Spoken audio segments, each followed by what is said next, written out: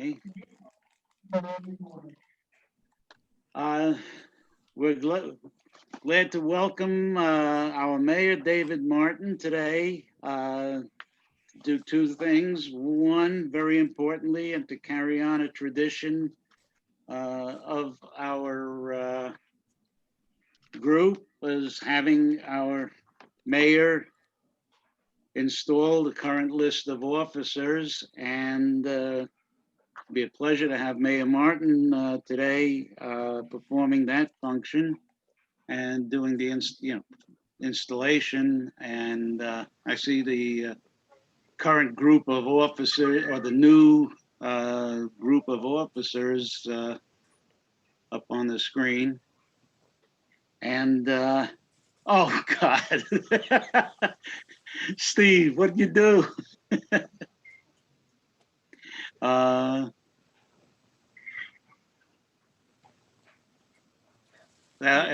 You requested a crown in our last Oh, email. yeah. That's not the one that's on the website. I hope not. Oh gosh. So without further ado, let me introduce our mayor, David Martin. Mayor Martin. Well, good morning, all. Are we doing the installation first? Is that correct? Yeah, we're going to do the installation first, and somehow we're going to muddle through the ceremony that we have, and I guess the beginning will be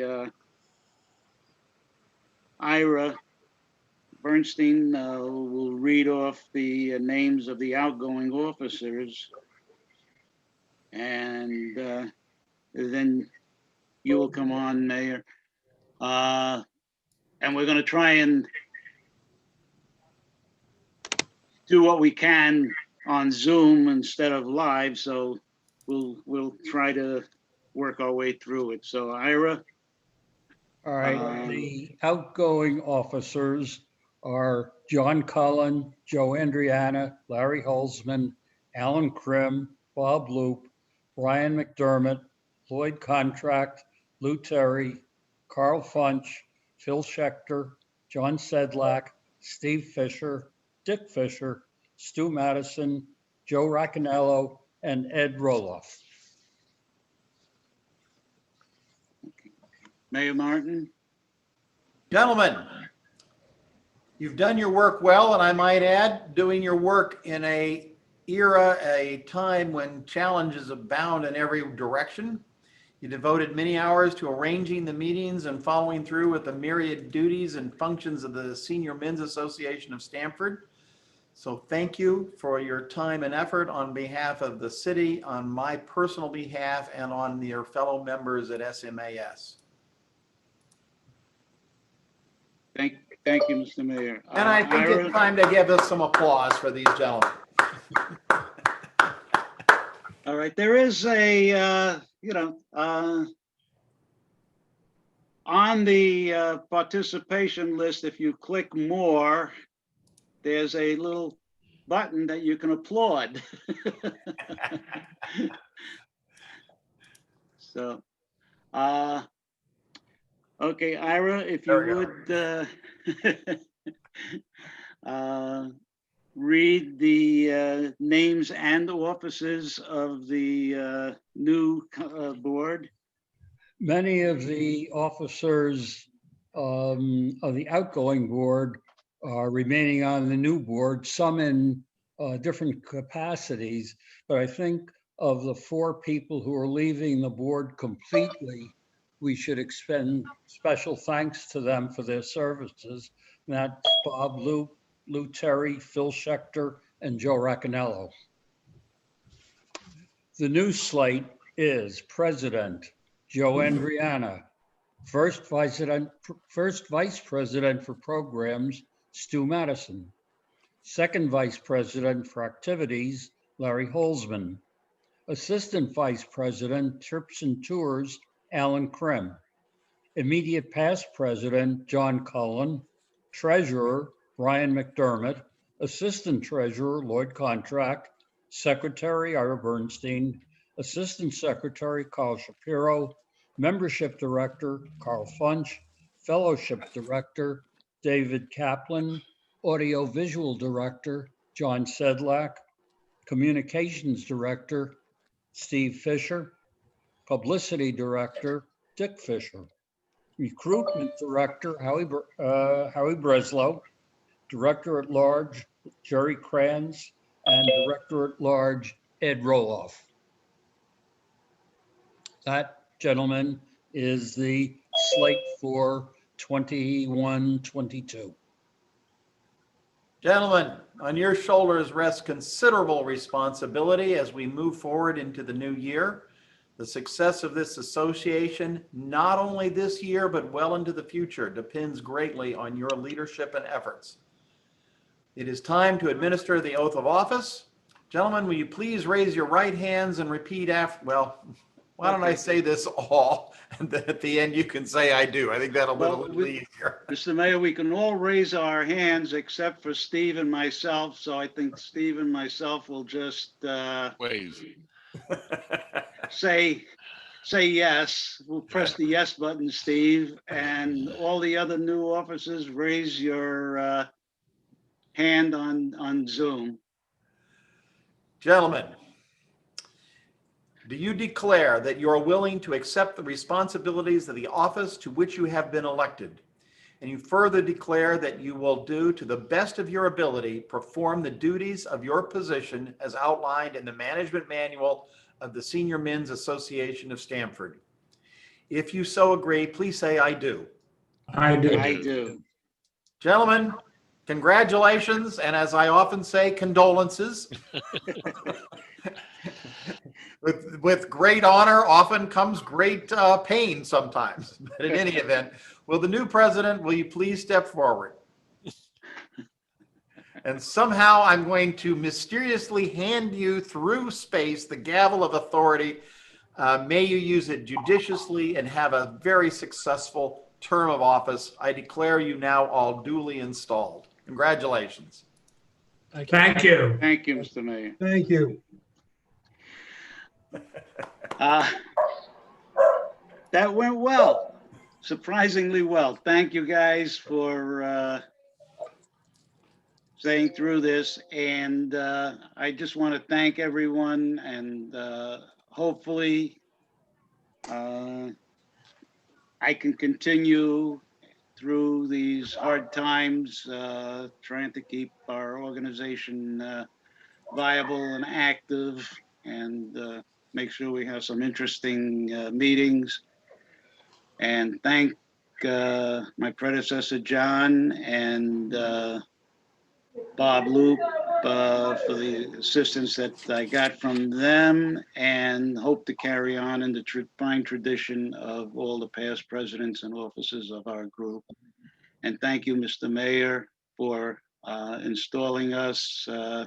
I know you had a busy schedule this morning already, and with what's going on, your job has not gotten any easier either. So without, I now present our Mayor, David Martin, to give us some of his thoughts on what's happening in Stamford, state of the city, as well as the conditions. I know I'm sure you're going to be talking about the COVID and what's coming next and what's happening. So, Mr. Mayor, again, thank you so much for installing us as officers, and the floor is yours for your presentation. Thank you, Joe. And, you know, in the past weeks, there's ever been increasing challenges across the nation, here in Connecticut and here locally in Stamford. And, you know, I must tell you, I'm very, very pleased to be doing this job as mayor. But I will also tell you that the events such as the one that yesterday are really deeply disturbing to me.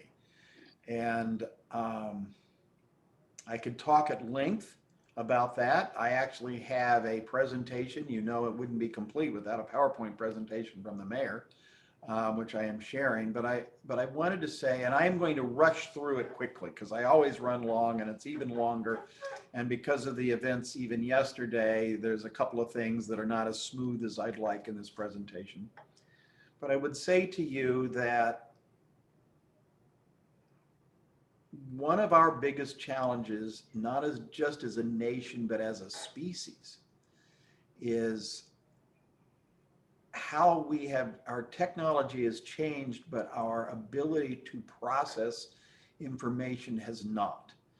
And I so much embrace our freedom of speech, which we have enshrined into America's principles.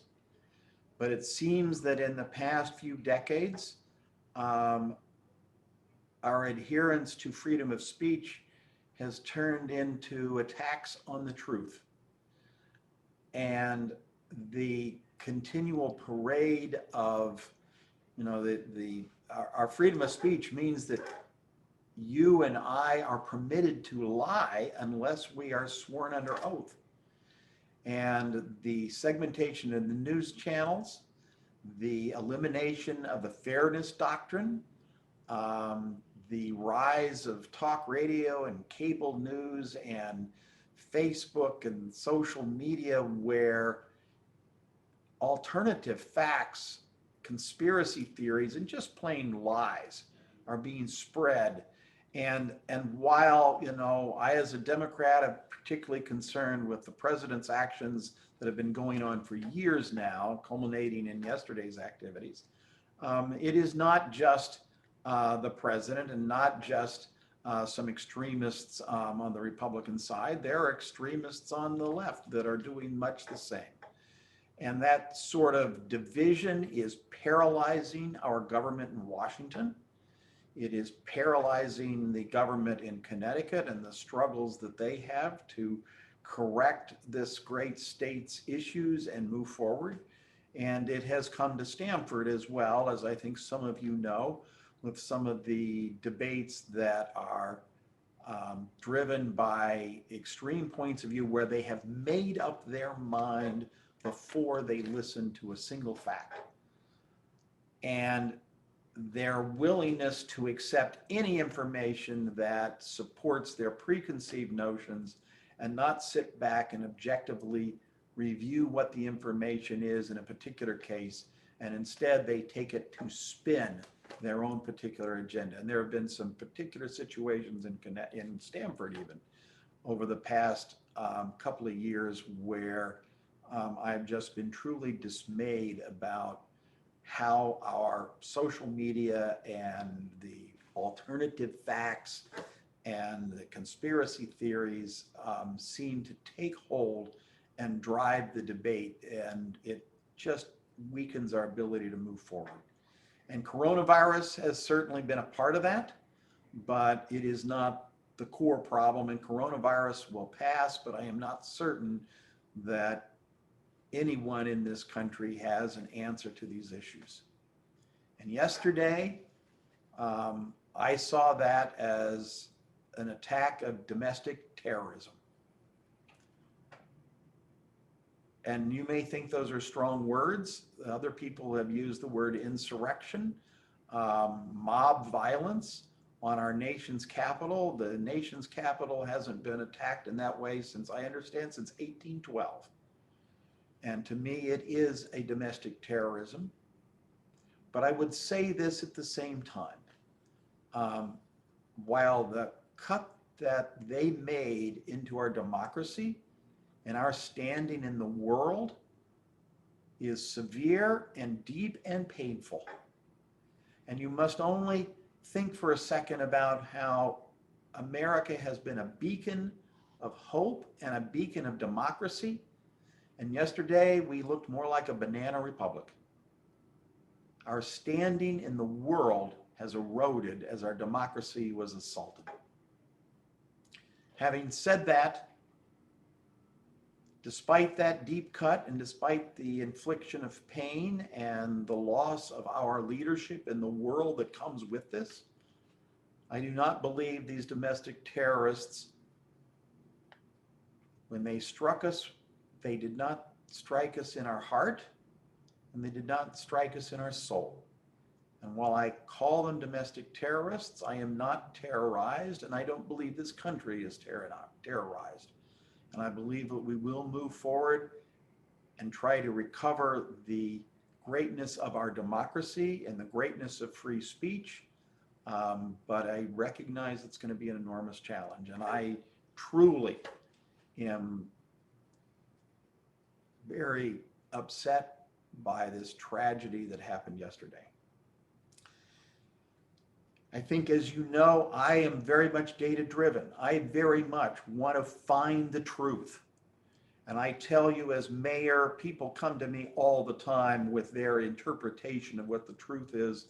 And frequently I have to get multiple sources on multiple sides before I can figure out what the truth is. And we work very hard, and I work very hard to present accurate information to you and to others. And it dismays me as I see others spin this thing. It's beyond spin. It is just wholesale reinterpretation of reality. And it's a struggle for one such as me who believes that we need to understand what the truth is and what the facts are, and not let our own personal views color it so much that we can't see what's really happening. In any event, I am going to move through this presentation very rapidly. I am going to come to the end and respond with a little bit of information about the vaccination rates, or I might do it during the presentation. But let's get going, and I will be very quick because I've got a long presentation and it wasn't tuned up as much because of the distractions, both from yesterday and the continuing issues with COVID. In any event, we're going to talk about COVID-19 in Stamford, our economic situation here, the city budget in particular, some information on vaccine and testing, and if there's time left, any Q&A, the best we can. So probably one of the most significant events of our lifetime, COVID-19, over 1.8 million fatalities worldwide and climbing, almost 365,000 fatalities in the US. That's almost as many fatalities as every combat death of US soldiers in World War II, in the Korean War, the Vietnam War, the Gulf War, Afghanistan and Iraq, and all the conflicts since 1939 basically add up to combat fatalities of around 365,000. It's almost the same. And by the middle of February, if projections hold true, the number of fatalities in the US will be approaching all the combat fatalities of US soldiers since the Spanish-American War in 1898. We've had over 6,200 fatalities in Connecticut, and we've lost 244 of our own here in Stamford. It is highly contagious, and there is now another strain that is actually even more contagious than the strain that we've been used to. It's beginning to show up, and while it appears to be rare so far, the more contagious strain will quickly dominate, and it may be part of the reason the cases are rising. Many people don't have symptoms but are still spreading the disease, and it was very clear that we had significant spread of this disease before anyone had full awareness of its extent. We've had limited access to testing and personal protective equipment as the crisis unfolded, and it's led to the greatest and most rapid increase in unemployment since the Great Depression in 1929. We actually started here in Stamford a little bit ahead of this. In fact, it was about a year ago that I said to the operations department, I basically did say to them, and it wasn't a formal memo or anything, it was, I am worried about what's going on in China. I think you should pre-order larger supplies of PPE. We didn't call it PPE, I said cleaning supplies and stuff like that. And as a result, Although we didn't have massive changes when this thing hit us, we were in a little bit better shape in our cleaning supplies than most private organizations in most other cities and states. We actually implemented the new visitor protocol, which has now been continued ever since March 6th of last year. On March 8th, 2 days later, the governor announced the first COVID case in Wilton. On March 10th, he declared a public health emergency, and I announced that we were minimizing non-mandatory meetings and out-of-state travel restricted for city employees. The senior center canceled its activities, and the hospital reported its first symptomatic patient. And at that same date, we were presenting our budget to the Board of Finance and the Board of Representatives. That's my press conference on March 6th, where I said a storm is coming in the form of COVID-19. And we had actually spent a couple of weeks debating whether or not I had the authority to limit access to the building, requiring people to sanitize their hands on the entry of the building. And we finally decided we were going to do it. On March 11th, we had our first case of a Stanford resident testing positive, and that person had just landed at JFK and had gone directly to the hospital. So they had not exposed, and the community had not been exposed by that individual. But yet, we'll see later that within 4 weeks, we had gone from one case that was a Stanford resident that had traveled out of the country to 1,000 cases in 4 weeks. So we had a public health emergency. The Stanford Emergency Operations Center was meeting daily. I, in fact, had daily meetings in the spring. I'm having bi-weekly meetings now, and actually daily meetings at various times. The economy was shut down. The schools last fall implemented distance learning. As you know, we have implemented in Stanford the hybrid model, where roughly 45% of the students or 40% of the students are in schools on any given day. At the moment, we are continuing distance learning as we clear potential cases after New Year's, but we'll be going back to school here on a hybrid model within a couple of weeks. We launched a volunteer program, Stanford Together, numerous food drives. We opened the Yukon dormitories for potential COVID patient isolation. Over 130,000 free masks were given away. This was in the spring.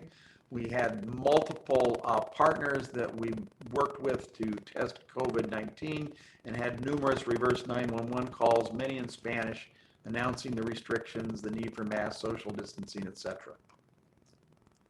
This is the current map of the state of Connecticut, where red is defined as 15 cases per day per 100,000 residents. The chart in the upper left was what it was last week. It's essentially unchanged in terms of the fact that this whole state is red. The whole state is having a numerous number of COVID cases. The actual number of cases in Connecticut, you can see this was the spring for Connecticut here on the left. We went down to a low number during the summer, and the cases started increasing in Connecticut at the end of September or the 1st of October. We peaked just a little bit around Thanksgiving. It dropped and then it jumped up again. This jump here is about the lag time from the Thanksgiving weekend. About 10 days later, we had this huge increase after Thanksgiving, which a lot of us believe was related to Thanksgiving family gatherings. It's dropped down again after that into middle of December, but we are once again seeing an increase here. It is not yet 10 days since New Year's Eve.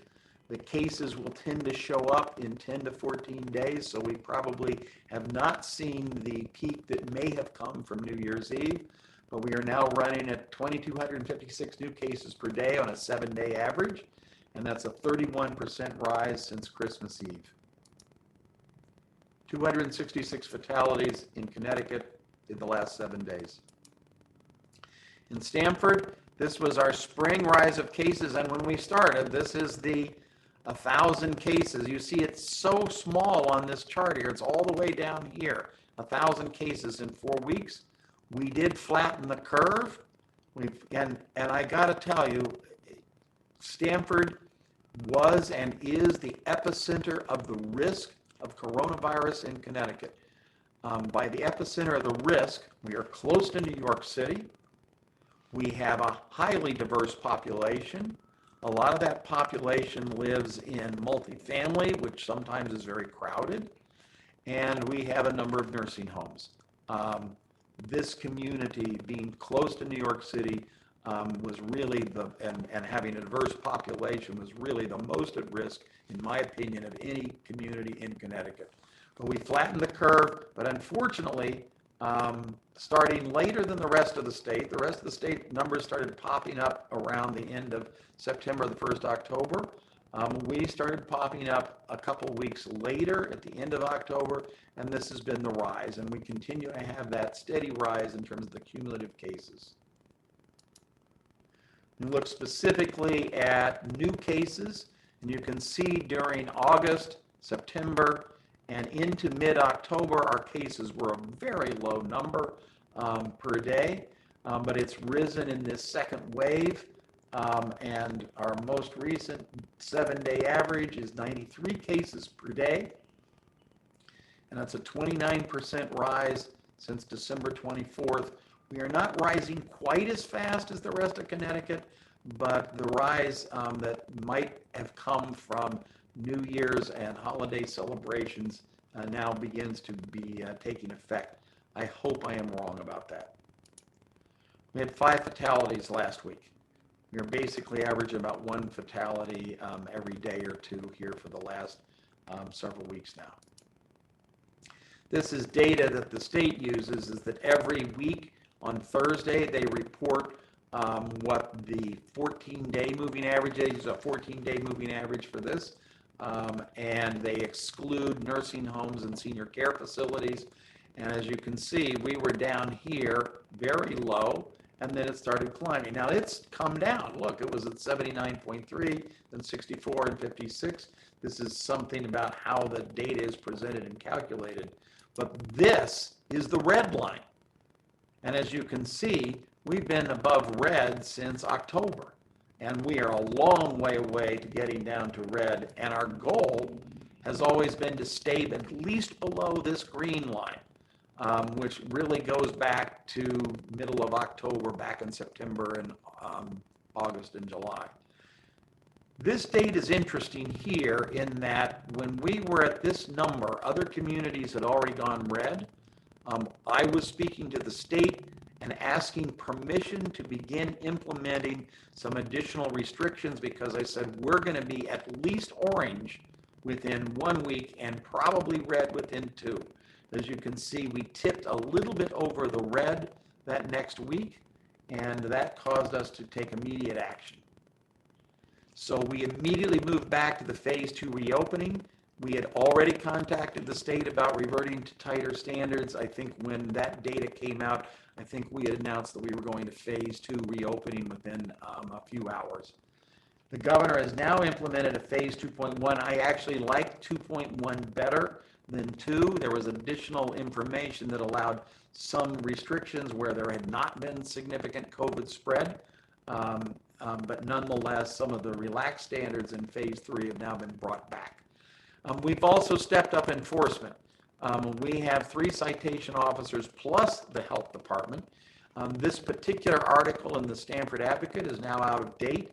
This was in November. We had closed 2 restaurants. We have now closed 4 restaurants. Basically, they were more like bars operating with, this wasn't a close call. They were just absolutely violating every principle, both common sense as well as the regulations. We have also handed out fines. For instance, just in the last 10 days, we've given fines, $100 fines to a couple of grocery stores because they're not enforcing the mask wearing of their residents. We are going, and we actually have a number of people going, and they are also going on the Thursday nights and Friday nights and Saturday nights. Those 4 restaurants, as you were, actually I think one of them was one of our gentlemen's clubs, but nonetheless, they were operating well into the night when our inspectors came there. And our goal is not to punish businesses. I do not want to be doing fines, but as I've said, these businesses that keep operating in violation of the rules are endangering our community. And if we give them a warning, we give them a fine, and if we're out there a third time, we just don't have time to keep messing around with this. We're going to close them, and we have. This is our 7-day moving average, and with this, I want to compare to the two other communities that are most like Stamford in terms of the risk of coronavirus, and that would be Norwalk and Danbury.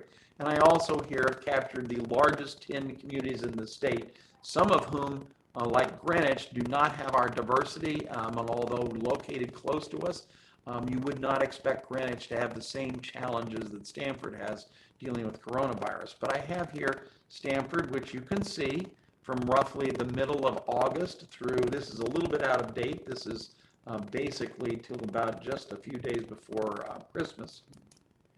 Here is the line for Norwalk. You can see how Norwalk took off. Here when we stayed low, Norwalk jumped up, stayed above us.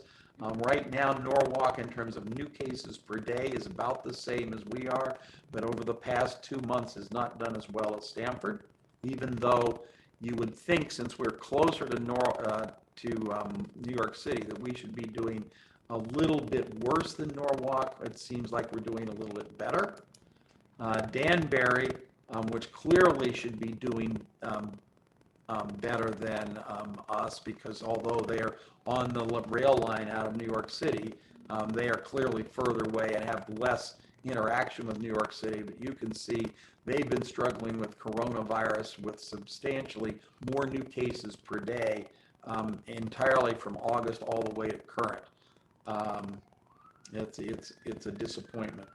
When you look at all the top 10 cities, which would include, excluding Stamford, you can see that in general they've been doing a little bit worse here during November and in December. At this point, though, they are doing about the same as Stamford, as more restrictions have been put in place across the state. When I look at the fatality rate overall per capita, we've lost 185 people per 100,000 in Stamford. These bars kind of represent some statistical uncertainty around that. You can see that Norwalk is considerably higher at 212. It is just barely statistically different. Random chance given this thing could mean that, but because these bars don't cross, it looks like Norwalk, as of yesterday, last night's reporting, looks like its overall fatality rate is a little bit higher than Stamford's, despite the fact that I would expect it to be lower. Danbury's overall fatality rate is about the same as Stamford. It's not statistically different.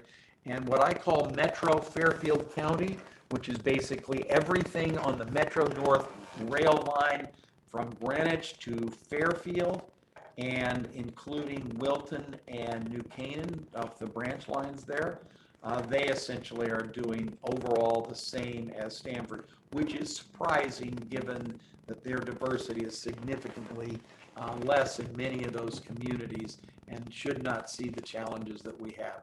So overall, this community, for whatever reason, although it's terrible, it's still red, has been doing a little bit better than other communities that face similar challenges. So we also are supporting restaurants and retail businesses with additional quick pickup and drop-off parking spots and doing what we can in this struggle. This is Bedford Street that I got from DSSD on the left. This is at the end here, and you can see what we've been doing there. This is on Lower Summer Street. You can see what we were doing there, taking away parking spaces in order to give these restaurants a chance at outdoor dining in the summer and the fall. This is the, let me move this guy away. Oh, I can't do that, but this is the piazza, the concrete piazza that was behind Bedford Street. This is on just in front of Columbus Park, and this is also here around Columbus Park. And I can tell you this has been a real struggle for our small businesses. We'll talk about that later. We have been supporting CARES Act funding, additional stimulus, and trying to help with the regulations. The regulations have been confusing. I have got issues that I am discussing with state officials even as we speak. Last night, for instance, about some of the regulations, and they keep evolving. And some of that is just that this has been upon us so powerfully. Some of that is we keep learning how to deal with coronavirus, and some of it is individuals that just try to find ways around the regulations which require new changes. You want to know where coronavirus is in Stanford? It's everywhere. This is the mid-November to mid-December. In the spring, it was more concentrated in the southern half of the city, but as you can see, everything is red. In fact, it's beyond red.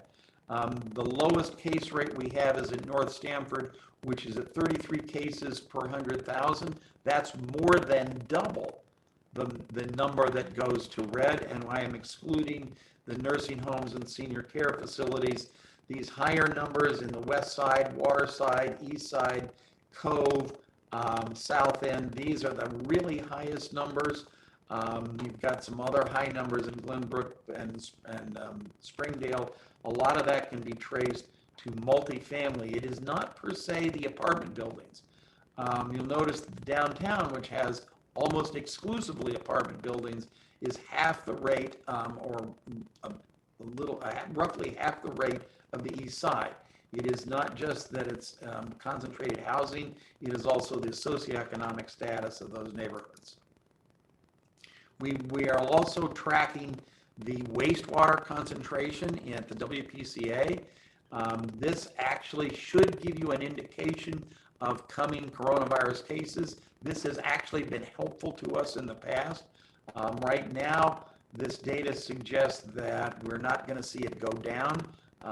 Unfortunately, I am hopeful that this means that since it's been kind of level here, it means the cases aren't going to continue to rise.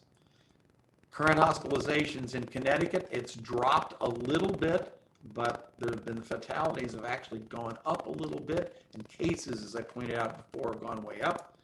In Fairfield County, this is a couple of days ago. You can see how our total hospitalizations came down a little bit from the peak around Thanksgiving and has not risen as of yet.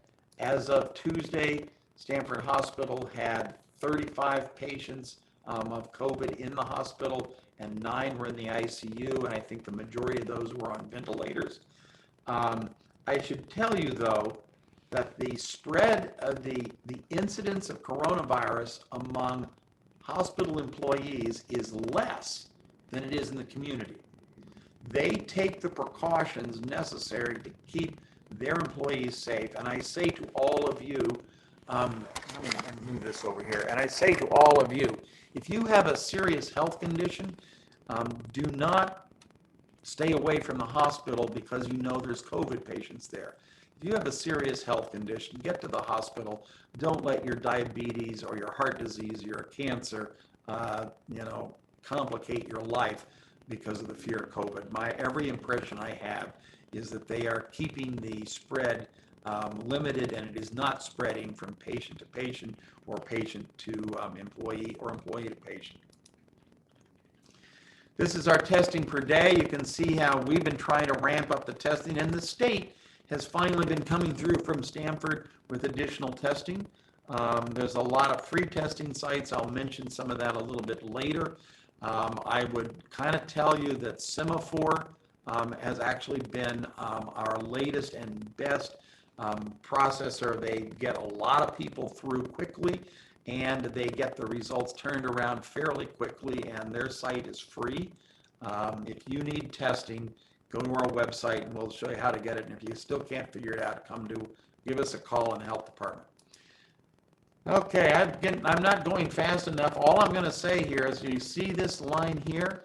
This is U.S. recessions over the last 20 years or so. And this little blop here, which is the highest level, materially higher than any time in the last 3 decades, is from coronavirus. Within Connecticut, the unemployment claims when the lockdown started, when coronavirus started happening and the lockdowns happening, shot through the roof in terms of the unemployment claims. That has come down. This chart is a month or two out of date. Those numbers are beginning to rise again. Without spending a lot of time on these charts, I will tell you that Stamford had a very robust small business community, a lot of it in the entertainment and restaurant services. And when the coronavirus hit and the lockdown happened, we were particularly hard hit. Historically, this would be our weekly unemployment claims. This what was happening as coronavirus started up. So basically more than 10 times higher. And Stamford was hit higher as a ratio to what it had done than the rest of Fairfield County, or for that matter, the state. This is going back to the spring, but this is reflection of the fact that we were the epicenter of the risk, and it hit our small businesses, our restaurants, and other enterprises very hard. Having said that, our development market is remaining strong. Apartment occupancy in Stamford has actually increased during this coronavirus recession, and it is causing some of the developers that build apartment buildings, they're actually trying to accelerate their building schedules, because I believe we're now at 97 or 98% occupancy of our apartments. And various businesses are continuing to show interest in relocating to Stamford outside of New York City. And some of the city's budget assumptions are still dependent upon these developments. And I will tell you, to the best of my knowledge, no developments or project have been placed on hold. There have been a couple of issues, of course. If you think about it, Indeed, who has a major presence in Stamford, the national economy, there's not as many people being hired, and that's obviously impacted Indeed. And WWE, which depends upon events around the globe, has also located in Stamford, they've been impacted. In Gartner Group, where more than 50% of Gartner Group's income comes from conventions that they hold regarding the IT sector, they're obviously being impacted. Having said that, the strength in Stamford still appears strong, even though not only are we impacted from a health standpoint and our small businesses are impacted, but some of our largest businesses have also been hit hard with coronavirus. As you probably know, the mall, which had been for sale, was sold to Safavia Home Furnishing for a little over $20 million. Macy's owns its own building, just so you know, of about 240,000 square feet. I have spoken to the president of Safavia, and they're looking to revitalize the mall and bring in new tenants. Safavia does own real estate or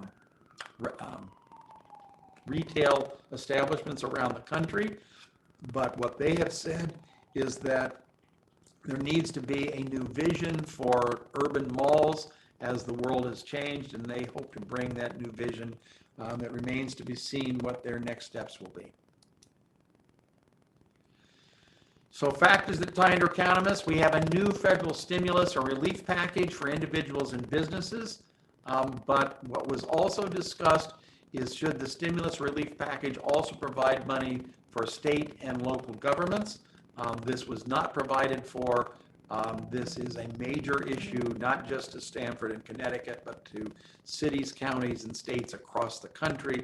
It remains to be seen, but there are layoffs and problems going on in numerous cities across the country because of their reliance on taxes that aren't coming forward. We need employees to return to the offices. One of the problems with our restaurants, there's not much lunch business anymore. The people that were going to these big commercial office buildings often went out for lunch. Well, they're not in, they're all doing remote office work, so they're not here going to the restaurants, and that's hurting the restaurants hard.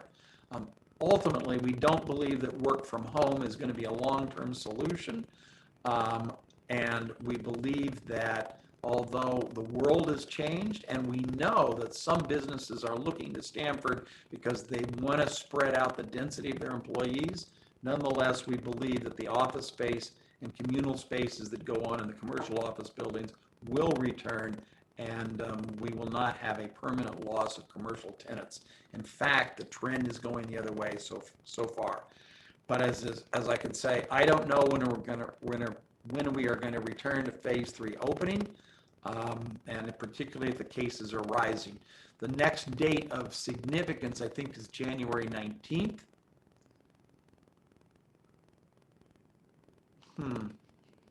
I don't know what just happened. Paul Adelberg, somehow you, Oh, I think I'm back you're now. back. Yeah, Am I back? Okay. you're back, Mr. Mayor. So I'm going to try to go faster. There's a lot of complicated numbers on here. Here's the key point.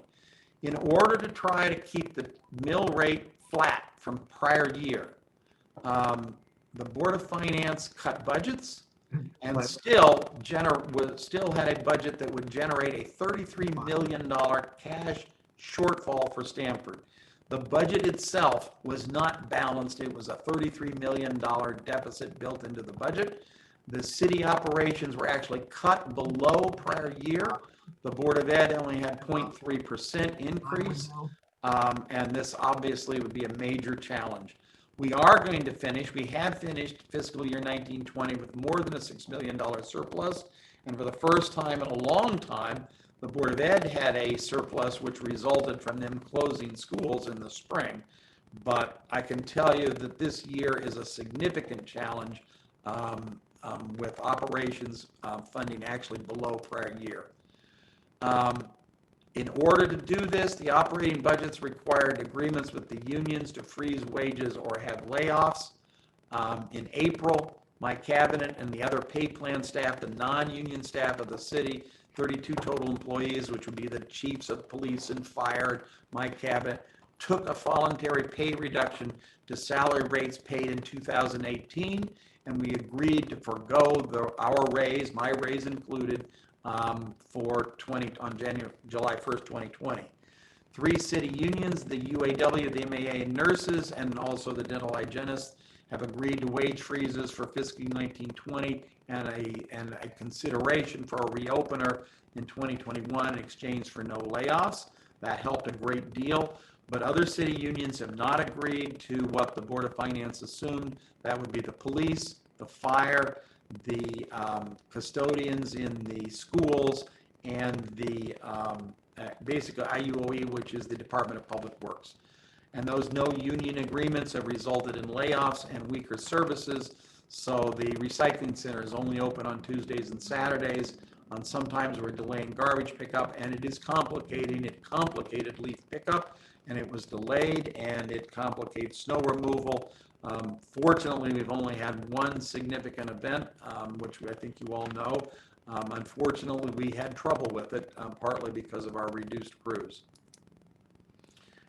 Oh, and on the police side, we canceled hiring a class in July of last year.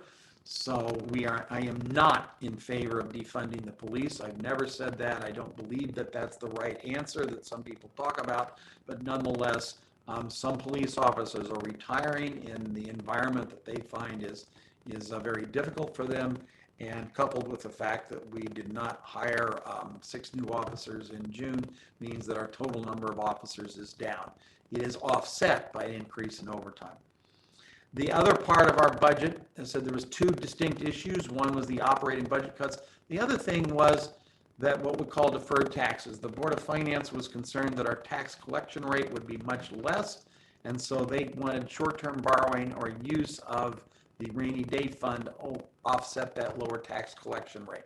That's the $33 million shortfall, $18 million from a rainy day fund and $15 million from short-term borrowing. This is not something that I would call long-term financially responsible, but it was what was decided in this very unusual year. After the first quarter, we have changed the budget projection of $33.2 million shortfall to $19.6. This is partly due to better than expected revenue from several sources. Our tax collection rate has remained very strong. and we'll have to see what it is in January. If because of this recent stimulus act, I am hopeful that we will get an overall tax collection rate in that will end up being 98 or 99%, which will help reduce this overall cash deficit. Building permits have been very strong and are projected to be considerably above the budget. So they're helping us, even though we haven't been able to reach agreements with several major unions. And so I am hopeful that we're going to get that deficit down to the single-digit millions, but this is a tough year. So we're still projecting that. A lot of uncertainties: state, regional, and national economic recovery, our local recovery, our tax collection rate, what I mentioned, our municipal funding payments from the state. The state is running a huge deficit, and we have anticipated that they are not going to fund all the money that they have promised. Most years since I've been mayor, the state government has not funded everything that they promised they were going to fund us, and I am concerned that that will happen again. And I could speak to that for days, but it's not going to be helpful now. What I did want you to all be aware of is there is now a property tax deferral program. There was one in July, and about 3 weeks ago or so, mid-December, the state informed the cities that they could do it again in January, and that allows you to defer taxes that are due on January 1st for a total of 90 days. The last day to pay without penalty would be April 1st. And basically, any of taxes that would normally be due during January could be postponed, including supplemental motor vehicle taxes or second half non-escrow real estate property taxes. This gets a little bit complicated, but you have an eligibility. You must prove that you've had a 20% reduction in household income, or if you're a business, a decrease in your business revenues, or landlords having a reduction. I actually, you can get that application from the city's website. If you go to stanfordct.gov, and you might, if this isn't the thing that's on the website at the moment, you can still find that application. That application must be filled out before February 1st. If it comes in on February 1st or later, it is not accepted. If you had a tax deferral approved last July, you are automatically are going to have the tax deferral eligible again. I actually asked the state if they could allow that, because they were only telling us about this tax deferral on December 15th, and that's very late. It said all those people that asked for a tax deferral and when we're approved, more than likely the majority of them would need it again. Let's eliminate the bureaucracy. Let's not disadvantage them because of the lateness. So they're automatically approved. New people need to get to that application. They must be received, it says here, no later than February 1st. Make certain it's no later than January 31st, because we can't take incomplete or late submissions. And you've got questions here, call the tax department, and we'll see we'll try to answer them. The government center remains officially closed to visitors, except appointments as necessary. Many people are continuing to work remotely. I have actually worked every single day since this thing broke out here at the government center, with the exception of one day.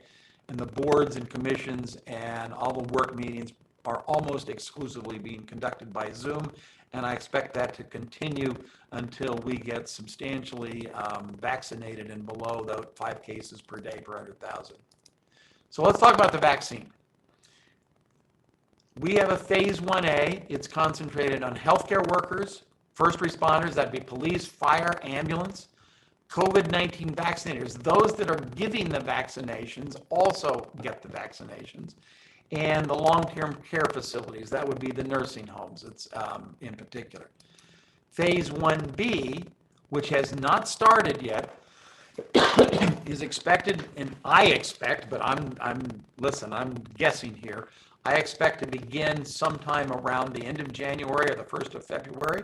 That's critical municipal employees. I am in phase 1B. I have not had the vaccine yet, but I'm going to take it as soon as I am given that opportunity. Teachers, and this says persons 65 years and older. I think they're going to be focusing on individuals 75 years and older first, and persons with underlying medical conditions. That phase has not begun, and then there'll be a phase 2 and 3 later. But given the supply of vaccine, probably won't all happen until late spring. As of Tuesday, Stanford Health, which has the Pfizer vaccine, which has to be kept extremely cold, and they have the ability to keep it at a minus 100 degrees Fahrenheit or whatever it is, and no one else in Stanford has that capability, are responsible for all of the healthcare workers as part of Stanford Health, and they are taking on some other things as well. They have vaccinated about 3,000 as of Tuesday. This on the lower right is Dr. Yoon, one of our medical advisor to the city. Pfizer and they are using the Pfizer vaccine, and they're starting their second dose 3 weeks after the first one this week. Stanford Department of Health is receiving 500 vaccines a week. As of last Tuesday, we had 510 vaccinated. That was primarily our first responders, police, fire, etc. Our own health department workers, our nurses, those that are giving the vaccinations themselves. We're using the Moderna vaccine, which is the one that has to be kept around 0 degrees, and we can do that. And the second shot will probably be in a couple of weeks. The Moderna is 4 weeks between the first shot and the second shot, whereas the Pfizer is 3 weeks. And if you get one vaccine, if you get Pfizer, the second shot should be Pfizer. If you get Moderna, the second shot should be Moderna. I think that's self-evident. My understanding is that yesterday, CVS, which were contracted by the state, are going into the nursing homes to vaccinate both the employees as well as the residents. And I believe in Stanford that started yesterday. Overall, as of Tuesday, a little over 2.5% of the Stanford population have been vaccinated. Stanford Health, as well as some of our own people, don't live in Stanford, but nonetheless, that's 2.5% of the Stanford has been vaccinated. Now, I'm going to jump for just a second to this chart, because the question came up about vaccination rates. The vaccination rate in the U.S., as of a couple of days ago, was 1.7%. So Stanford's about 2.5%. The overall nationwide is 1.7%. If I hover over Connecticut, it's at 2.6% for Connecticut, so we're doing a little bit better, but I don't know that that's statistically a big difference. The communities that are doing better than Stanford, we have Maine at 2.8, we have Vermont at 3, North Dakota at 3.1, South Dakota 3.5. So those are the places. They tend to be rural communities. West Virginia at 3.5. Alaska, talk about rural, 2.75. We go down to Florida. Florida is actually at 1.6. It is actually a little bit below the nationwide average according to the data. But Florida has given a different priority. Their priority, they said, we're going to take care of the over 65 and given them the highest priority, which they are permitted to do. There has been some criticism of Florida, and there have been some problems in some areas, but in other areas, as one of your members said, it's going relatively well. That is the information that I have, that the state of Connecticut is doing better than the national average. There aren't very many states doing that well. And some states like Mississippi and Alabama are really doing very poorly with regard to providing their vaccinations to their people. Let's see, let's get back to this. I think I talked about this already. If you want to know more about COVID-19, go to our website, stanfordct.gov/COVID-testing. In general, you'll see this on our website, stanfordct.gov. There's also, we are now having every Tuesday night at 6 o'clock I give a 30 to 45-minute update on what the numbers are in Stamford, as well as a focus on different issues, sometimes on the vaccinations, sometimes on enforcement, sometimes on testing, sometimes on economic recovery. But every Tuesday night at 6 o'clock, I do a live Zoom meeting, and if you want to get onto that, you can find it on our website if you go to the COVID-19 information. But you also see this circle here, this green circle. We are sending out weekly updates on this, and if you would check this off, you'll get our weekly updates about health information, including COVID testing sites and vaccine information. Listen, it's a new year, and I certainly hope this year will be better than last one. As I've often said to somebody, sometimes I think that the book of Revelations got it wrong. There are more than 4 horsemen in the apocalypse. We have the coronavirus. We have the social unrest that happened after George Floyd. There was a police action, I think, in some other state that's going to cause a protest tonight in Stamford in front of the police station. We've got the city budget issues. We've got the economy. We've had a drought. The parade of issues that we've been confronted with in this community and the state and the nation, it's been one heck of a tough year.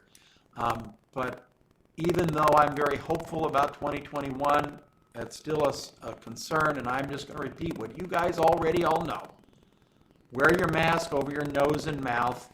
You know, I've gone out there, and even some of my friends, people that I respect, I ran into one at a liquor store at Bull's Head just before New Year's. There seemed to be a run on the liquor store on New Year's Eve, and a good friend of mine, he was sitting there wearing a mask like this. You know, if you see somebody and you're with them, just ask them politely to wear the mask over the nose and mouth. It makes a difference. Science has brought us the vaccine. Science also tells us wear the mask. Stay 6 feet apart at a minimum. If you're singing or shouting or talking loudly, it should be more like 10 to 12 feet. Anything that projects your voice in the droplets, and keep your distance. You know, if you're just walking by somebody in the park, it's not the end of the world, but in general, keep your distance, particularly if you're going to be with somebody for more than 5 or 10 minutes. And of course, wash your hands. My practice is that every time I come back to my office, I wash my hands. Every time I enter my house, I wash my hands. Every time I go to the bathroom, I wash my hands, which you should do anyway. That frequent hand washing will reduce your risk.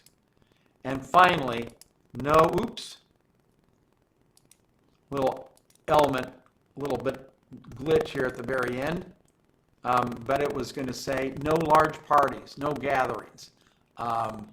You know, the number of times when we do the contact tracing, we can often see what's happened from large parties where suddenly you've got 5 people that gathered together. And I'll tell you a very sad story. A gentleman who works for one of the contractors that's often in the government center, and we're very careful in the government center, and he was very careful, and it was perfectly safe in the government center. But over Thanksgiving, he and his family decided that it was important to get together as a family, and you know, he was just a regular guy. He wasn't the director of operations. He wasn't the police chief. He was just a regular guy. He was a good guy. He was a family man. They got together over Thanksgiving, and almost every single person in that family came down with coronavirus, and he passed away a couple of weeks ago. Guys, stay safe out there. It's going to take a long time.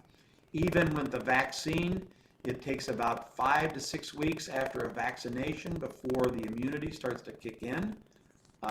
And we've only done about 2.5% of the population. Here in Stamford, it's going to take some time. We're going to have to continue to fight back against this virus. And that's my state of the city. I still love this city. I still love this job. I think that we are doing a very good job in a very difficult environment. But I urge you to stay safe so that come next time that we meet, you'll be with us and having to listen to my long presentation rather than the president talking about you as having passed away. Gentlemen, that's it. I can try to answer some questions. Joe, I'm going to take my share off. Okay, Mr. Mayor, thank you so much for your presentation. It's always, I mean, with the facts and figures and the way you present them, I think we all understand the situation now a little better than what we get on the newscasts. And thank you for your phone calls, the robocalls. Only one problem. On my phone, it comes up as spam, but it continues ringing. It doesn't get cut out.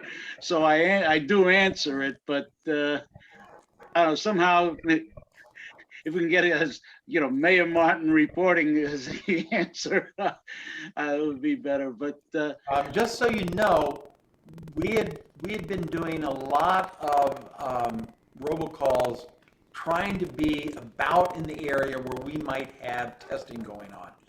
And we're going to cut those out. Some people are saying, hey, I don't want to get these calls anymore, and they can opt out of the system. And we don't want people to opt out. But we actually have more testing available now than we've had before. And if you've got, even if you think you've got a mild cold or a little case of flu, the flu has been stopped cold because the care that we do with regard to coronavirus has stopped the flu cold. There's no cases of flu in the hospital, no deaths of flu. Every year there are people in the hospital with flu except this year. My point being that if you have what you think is the flu or you think you have a mild cold, go get tested. Talk to your doctor. Take care of yourself. thank you. I do have a question that somebody posted on chat from Dennis Gare. When 1B starts, how will we be able to make an appointment or how to get the vaccine?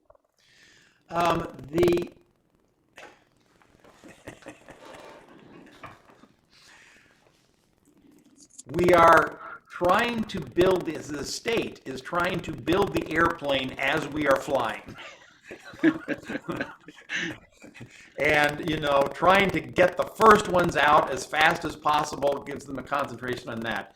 There is a particular website that the state is manning, and if you'll give me a minute, there'll be more information on this later. There is a state website. People who are going to get vaccinated have to register for that vaccination. Some of that is to track in case there are side effects. Now, so far, there have not been any side effects with any of the people at Stanford Hospital, nor any of the ones that we've inoculated. But there are still a bunch of questions about these vaccines. It's brand new, so there are tracking protocols in place. And should you become ill, is that due to the virus or is that just the statistical fluke? But in any event, the state has a website. It's already up, but I don't know the location of it off the top of my head, and it is a little bit confusing at this point. But I suspect if you come, one of my agendas for next Tuesday night at 6 o'clock is to announce when Phase 1B happens. How do you sign up? And we are actually getting some people already calling and saying, how can I sign up? How can I get on the waiting list? And hopefully by next Tuesday, I'll have better answers for that. All right, thank you. Okay, it's up to you, Dave. Do you have some time for some questions? I can handle a couple of questions as long as they're easy. I want softball questions this time. Okay, guys, make them easy and make them concise and don't offer your opinion, just ask the question. And I'll go as we do normally. Lloyd, you're up first. Mr. Mayor, I'd like to talk to you about pensions, which hasn't been discussed. How are we doing in meeting our future demands for defined benefits, pensions, and future retiree medical expenses? I'll show you in 1 second.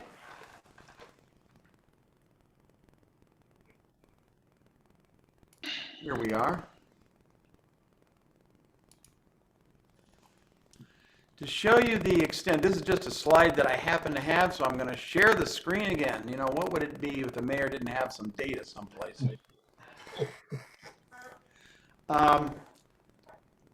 This shows the city operating expenses, which is the blue line, the Board of Ed operating expenses, which is the yellow line, and the debt service, which is the green line. And what this is that this is the budget per capita indexed to 2009. So since 2009, because there's inflation, you would expect those numbers to go up. And that black line is inflation.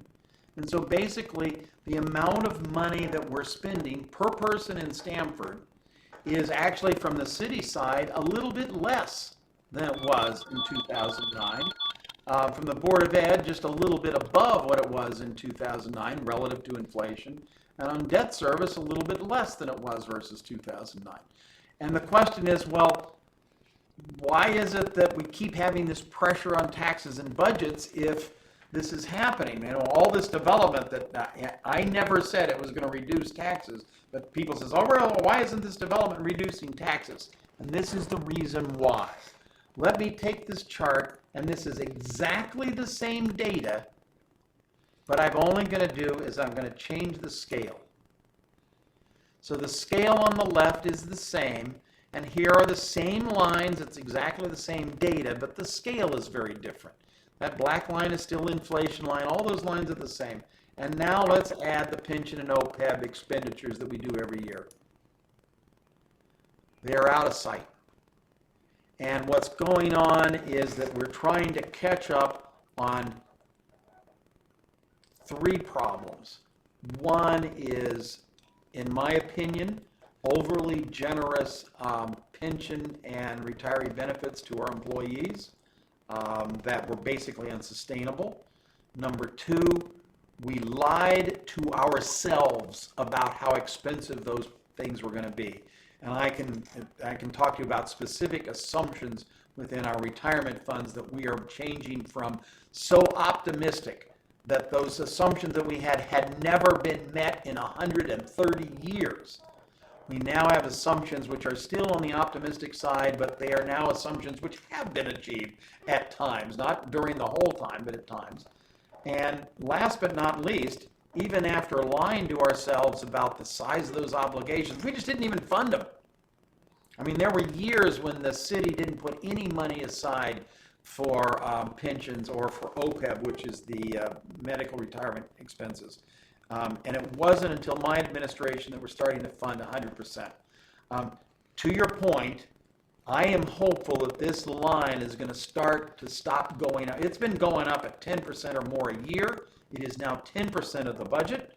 So if you've got 10% of the budget in this pension and OPEB, actually the unfunded part of pension and OPEB, and it's going up at 10% a year, you put those two things together, and you've got a 1% budget increase every single year, and you have nothing to show for it. It is entirely catching up with the past.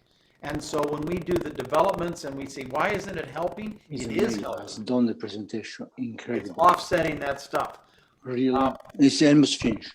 When I came in, the OPEB, I think, was funded at about 17%, and I believe it's now in the low 30s. So we've had a significant increase in the funding of OPEB, and that's even though the assumptions are now more conservative. In other words, we're now recognizing a bigger amount of liabilities than we were recognizing when I came in. So we've made significant progress in OPEB. We've also made progress on the other pension funds, particularly the SURF. I actually sit on the SURF board, and that fund is getting stronger. But we've still got a long way to go, and basically we're going to be paying down those unfunded obligations of the last 50 years. Are going to be paid down over the next 30 or 40 years, and it's a huge strain on the city. It is also a huge strain on the state. And when people start talking about the financial difficulties in the state, it is partly the total bonded indebtedness per capita is one of the highest in the state. Not here in the city of Stamford, but in the state it is very high. and the unfunded liabilities are very high, and the teacher pension fund, for instance. So the simple answer to your question is we have turned this around. We were getting worse every year. We are now getting better every year, but we have gone so deep into the hole that it's going to take us a long time to get us back to bright, but I am proud of the fact that we have begun to turn this thing around. Sorry for the long-winded answer. Next. Peter Fortman. Yes, my question is, did I hear it correctly that the recycling center is back open again on Tuesday and Saturday? It should be. If it's not open, then nobody told me about it. It was closed during the snowstorm, and the impact on our crews of trying to deal with the snowstorm and garbage collection, and we had some employees in the collections department who came down with coronavirus. So it isn't just that we had layoffs, we also had employees who were sick. So there may have been some other days in there when it's closed, but to the best of my knowledge, it is open on Tuesdays and Saturdays. But if there's a storm, just the total use of manpower may mean that it may have to be closed. Not just because of the storm, but because we don't have manpower to open it. But I believe it's open on Tuesdays and Saturdays, and if it's not, somebody should tell me. I'll try to find out what the heck's going on. Thank you. I can probably find out faster. One thing, Mr. Mayor, I believe that you're looking for members to serve on boards and commissions. And there's a typical way going through the parties, but we have a number of members who probably are serving on certain boards and commissions, and maybe members who would like to join and serve on a board. Do you have any suggestions on how they might go about that? Call my office. If you are interested, call my office. The process by which a person gets on a board or commission is often torturous. Not just to the person, it's torturous to me as well. And it involves a certain amount of politics, which I think is unfortunate. But what I share with you is that if you are truly interested and you want to serve, call my office, and I will have you, you'll probably end up talking to Martin Levine, who handles a lot of those appointments. If you are a Democrat, most of our boards and commissions have been maxed out in terms of the Democrats, but that doesn't mean if you've got the ability to serve and the talent to serve, let's put that into the hopper. If you're an unaffiliated or Republican, we may have a few more openings there, but it kind of depends. Regardless,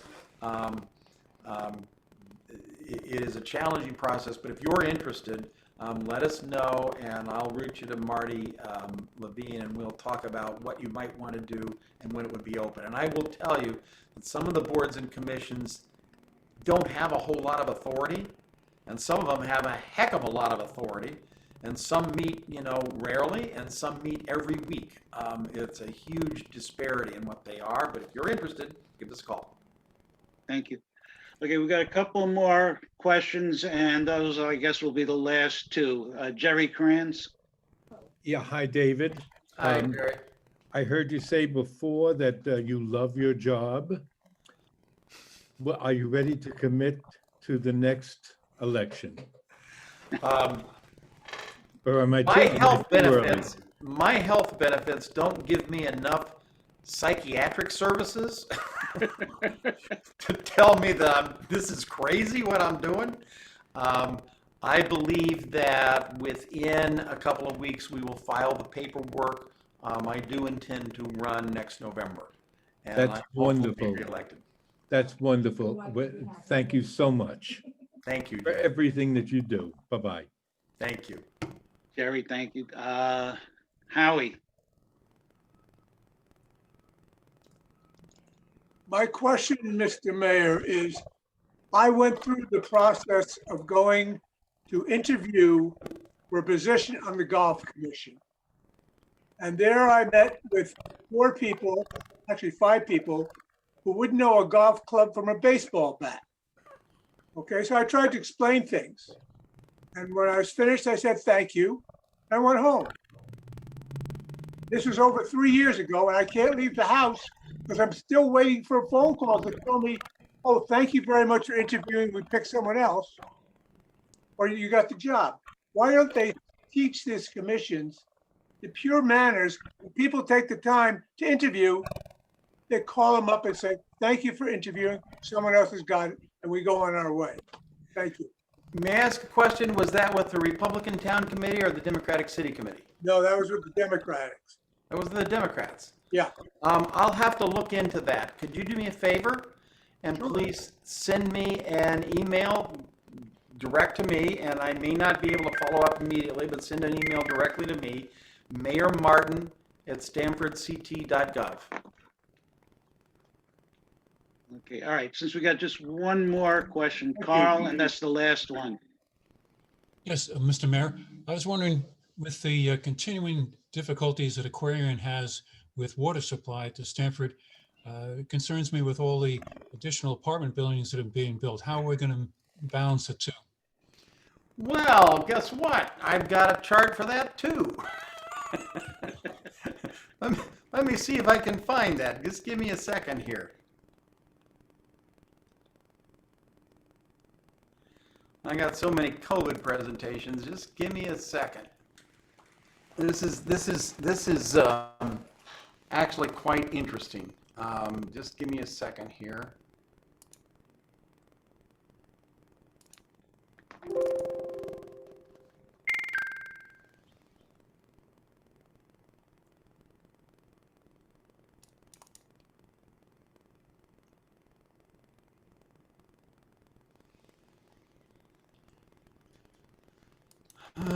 Let's pull this one up. Here we go. Here we go.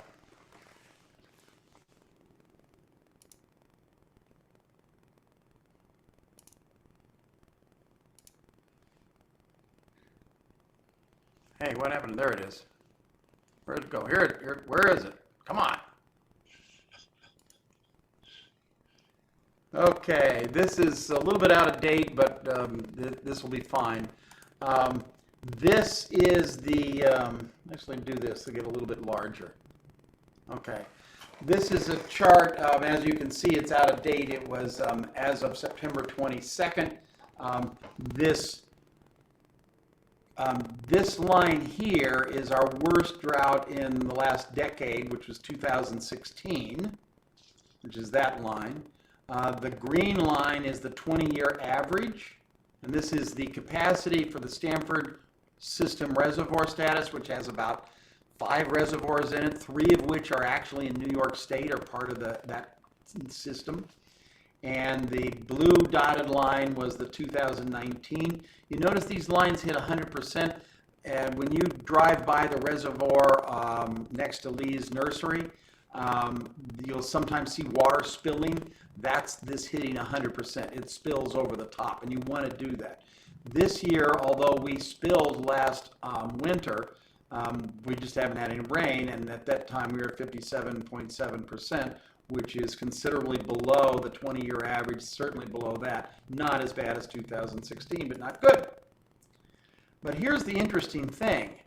The water demand in Stanford has actually been going down over the last 10 years. And it popped up here in 2015, 2016. There's a reason for that I'm not going to go into. It's dropped down well below that trend line. But the water demand in Stanford is actually going down. The population is going up. The population is going up at about 0.7% a year. The U.S. population is going up at about 0.65%. We are growing slightly faster than the U.S. population. You may not agree with that population growth or like it or don't like it, but that's not explosive population growth. That's about the U.S. average. The rest of the state is in trouble because the state is losing population, and that's really a long-term economic fiasco getting set up. But our demand is actually going down, and the question is, why is that?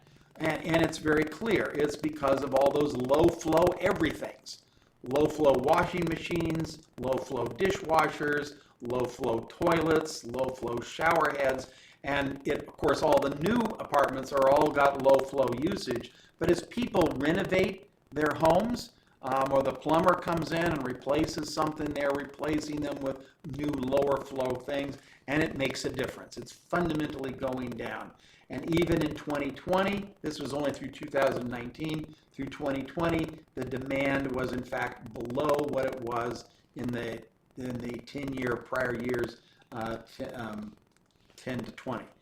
So despite all that increase in population, the demand for water is going down. Why then do we have a water shortage? Because it's not raining. That's the reason why we actually have a drought. A drought is causing the shortage. And you can see it here in the monthly rainfall. The first couple of months we were below in January, February. We had 1 month good, but these 2 months were way below in May and June. And then we made up one, and I think since then it's been doing closer to the average, but this was the huge problem in May and June where rainfall was low. And year to date, this is May through August, year to date, we're well below that average, and we are actually a little bit below than the worst year in 10 years, which was 2010. What's the problem is, of course, the drought, but there is another problem. While overall water demand in Stamford has gone down, water demand for one particular use has gone up, and it's irrigation. And what you see on this chart on the left is here's this blue line is Stamford. This is the amount of water usage by Aquarian by month. And you'll notice that it's much higher in the summer than it is in the winter. The same thing is true of these other 3 cities that are all in this same system together. With Greenwich, roughly 60% of our population, maybe even a little less, basically has more than 60% of the water demand in the winter, but it's substantially below Stamford. Their water demand in the summer is actually higher than Stamford's, despite their lower population. And you see the same rise going on here. Now, if you index that, because these numbers are lower, it's hard to see what's really going on. This is exactly the same data, but it's indexed. All the 4 communities are indexed where the winter months, January, February, March, April, and November, December, those 6 months have been set to 1.0. You can see the numbers are around 1.0. And what happens during the summer is Darien's demand more than doubles during the summer. Greenwich and New Canaan almost doubles. Stamford goes up about 40%. And what is it? It's irrigation. And the irrigation companies have done well. During the drought in 2016, I actually held a meeting with irrigation people, and they did not debate any of this. In fact, some of them were saying, we have customers who just have to demand that their irrigation get turned on 7 days a week. We know it's wasteful, but we've got to satisfy our customers. Some of them were actually saying, we appreciate Aquarian and the state and the municipalities telling people you don't need to water your lawns and putting in restrictions. We're happy to do it.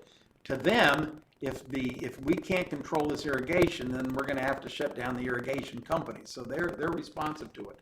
But what I say to you is that, of course, new residents are drinking more water, are taking showers, but our problems are primarily the drought and primarily irrigation, and water saving measures, at least in Stamford, have actually decreased the total demand over the last 10 years, and every projection is that that will continue. I do not know if the demand in Greenwich, Darien, and New Canaan have gone up or down, but I suspect that they may be more balanced because their irrigation demands are so high. The state person who's in charge of this actually came down and told us this peak that occurs here doesn't happen anywhere else in the state. Yes, it goes up in the summer for various reasons, but not nearly up 40% like it does in Stamford, and certainly not 90% or 106, 150% that happens in Darien. This does not happen in other places in the state that don't have irrigation. This is just more detail. Enough. Thank you, Mayor. Okay. That's because Darien, Greenwich, and New Canaan, they're entitled to water their lawns. Well, and they say we're paying the price. And what's interesting is while Aquarian owns that whole system, so what's happening is that when Greenwich was down, and Greenwich Reservoir was below ours this summer. The rain was about the same, but their reservoir was materially below ours. So they were actually transferring water out of Stamford into Greenwich. Our numbers were lower than that 57.7%. If it weren't for the fact that we were transferring, they were transferring more water to Greenwich, those numbers would have been closer to low 60s, still a drought, but we were satisfying Greenwich demand. And now what they were also doing was bringing water from the Bridgeport system, which doesn't have an irrigation problem. The Bridgeport system, they were bringing water to satisfy Darien and New Canaan, putting some relief off of this thing.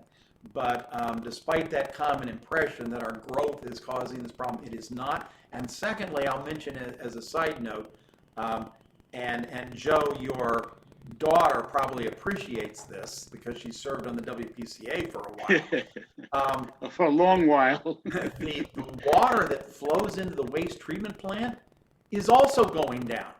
The water that comes into your home, that goes down the drain, goes to the WPCA. If the water that we are using from Aquarian goes down, the water that goes to the WPCA is going down.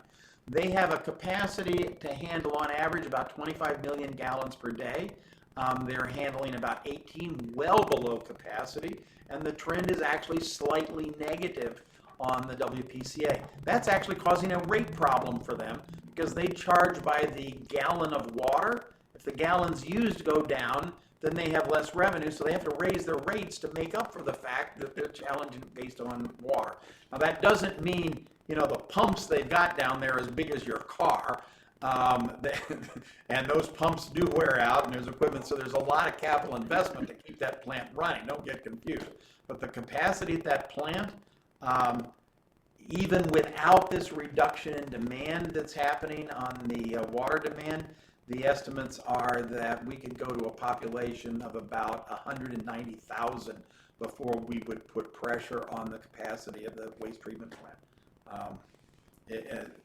I'm not certain I believe those numbers either, but they're a long way off. Dave, thank you so much for doing the installation of officers. That really means a lot to us, and for your presentation. Hopefully, we'll be able to do it live at our picnic come September. We're looking forward to that. Otherwise, we'll do like we did this year again. And Joe, I just wanted to say, I absolutely want to take my bicycle and bike down to the Cove as I have before. But I should tell you that during this pandemic, on top of everything else, somebody stole my bicycle from the government center garage. So that's because you left it unlocked. Alan Sosnowitz, who is one of your members, has graciously contributed a bicycle, and I think he's bringing it to the government center. And so I'll be on my bike again, and hopefully I can fit on his bike and all that. But I plan to be there. That's the plan. Okay. David, it's right behind me. It's right behind me. Oh, really? Okay. Again, guys, thank you for being with us today. And as always, stay well, stay safe, be careful, and we'll see you next Thursday. Thank you all. Thank you all.